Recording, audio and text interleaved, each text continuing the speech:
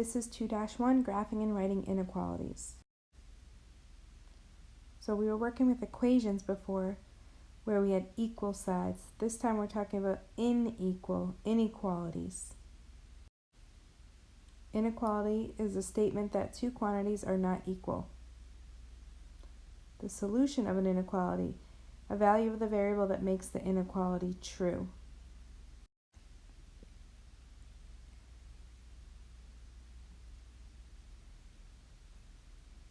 For the solution of an inequality, there's going to be more than one number. When we were solving the equations, we typically had one solution.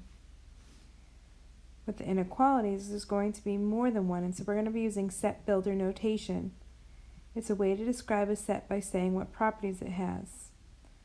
A set is a collection of things. In this case, we're talking numbers. So we're going to be using this set builder notation that is shown here.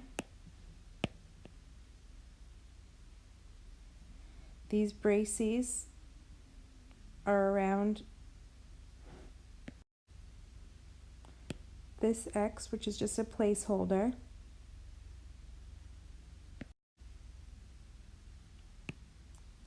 And this side contains the numbers, or the possible solutions.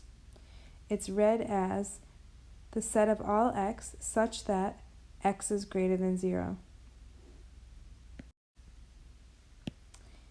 These phrases for inequalities are really helpful, especially for word problems. So you might have a word problem and it says fewer than, and so you would then know to put a less than symbol. Sometimes I think about age. The word problems have all kinds of information in them that just aren't related to something that I can relate to. So I think of everything in terms of age. So for instance, if I'm greater than 10 years old, then I could possibly be 11, 12, 13. So I know that those numbers are greater than. If I'm at most 30 years old, at most 30, that must mean that I could be like 26, 27, 28, 29, or even 30 as well. And so it's less than or equal to. When graphing inequalities, we're going to use open or closed circles. So for less than or greater than, we're going to be using open circles. And for less than or equal to or greater than or equal to, we're going to use closed circles because it includes that number. It's also equal to. So that's why we color it in. So in example 1a, I know that's going to be a closed circle. And in example 1b, I know that's going to be an open circle. Okay, I'm just going to rewrite this one. So example 1a, x is greater than or equal to 3 squared, which is 9, minus 2 squared is 4. And so that's 5. X is greater than or equal to 5. So like I said, it's going to be a closed circle. And then notice this greater than symbol actually matches the arrow to the right on the number line. So I know it's going to be facing that way. For 7 is less than y, I actually need the variable to be listed first. So I'm trying to take this whole image right here and flip it around, and when I do that, the less than symbol becomes greater than. So we have to flip that inequality symbol. So y is greater than 7, and it makes sense. I'll show you why. So open circle at 7, and greater than is the right hand side of the number line. Okay, so if 7 is less than y, then it could be like 8, for instance, or 9. 7 would be less than 8, or 7 is less than 9. Those numbers work. And so if you look where I've included my answers here for this solution set, it's going to be any number greater than 7. Let's take a look at what these solution sets would look like.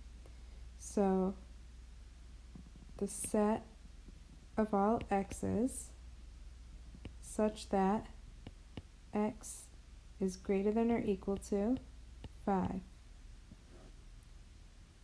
Okay, same thing again. The set of all y's such that y is greater than 7.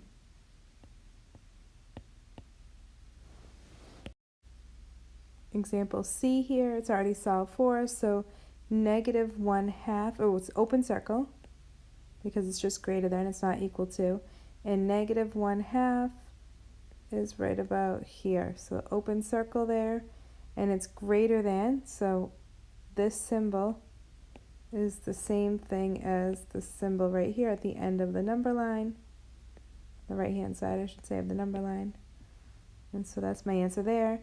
And S is less than 0, open circle at 0,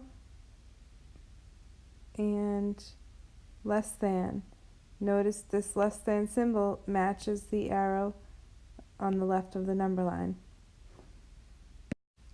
In order to write the inequalities, I just want to point out right away that this closed circle right here, I know it's going to have an equal to bar because of that.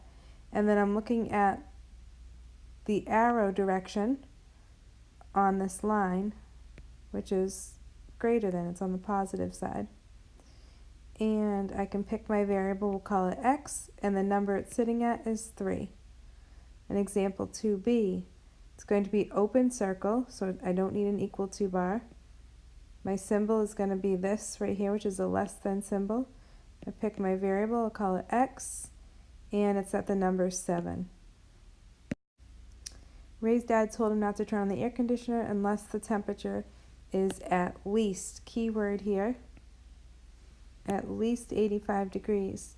Define a variable and write an inequality for the temperatures at which Ray can turn on the air conditioner. Let's define my variable as T for temperature, and it's in degrees Fahrenheit, just take note of that. And this at least is going to be greater than or equal to, if you think of this in terms of age, like I was saying before, if I'm at least 85 years old, I could be 85, 86, 87, etc. So I know that I'm talking greater than or equal to. Alright, and so now I can write my inequality. So T has to be greater than or equal to 85 degrees Fahrenheit. And for my number line,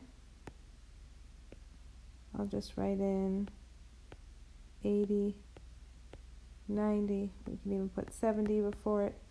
So I have even intervals, I'm counting by tens here. And this is going to be a closed circle at 85. My arrow is going to the right.